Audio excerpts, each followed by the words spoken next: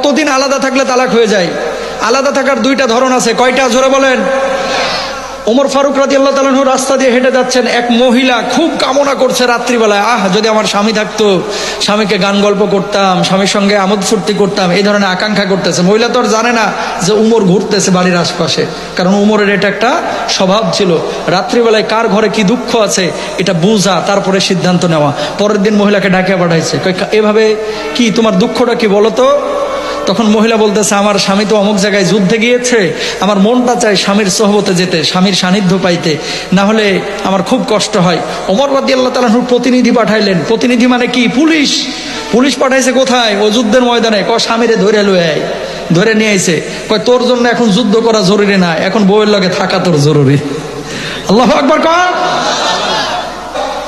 আজকে স্বামীরা অনেকে দেখবেন, খুলনা বলেন, যশোর বলেন, বিয়ে করে বউ রেখে ঢাকায় গেছে, হে যেন সৌদি গেছে, 3 বছরও আসতে চায় না। হয়তো ওখানে বিয়ে শাদী করছে, অথবা বউয়ের সাথে মিল নাই।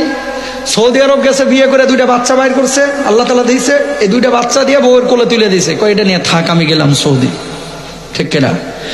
প্রবাস জীবন আপনি অবশ্যই যাবেন। স্বামী যদি বলে যে তুমি 10 বছর থাকো, আমার জন্যই তো কষ্ট করতেছো, আমাদের জন্যই তো, আমার কোনো সমস্যা নাই, তাহলে জায়েজ। বউ যদি বলে যে তুমি যদি দেশে না আসো আমি তোমার সংসার করব না, বউ কিন্তু সংসার ভাঙিয়ে দিতে পারে, এক্ষেত্রে জায়েজ আছে। কেন? বিয়ের নামটা কি? বিয়ের সম্পর্ক কি টাকার সাথে? কথা বলেন, টাকার সাথে?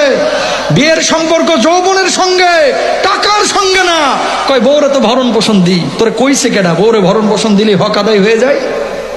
বউকে ভরণ পোষণ দিতে হবে, খাবার দাবার, বউয়ের হক আদায় করতে হবে, শারীরিক মানসিক, এটাও স্বামীর উপর দায়িত্ব। আল্লাহু আকবার কর।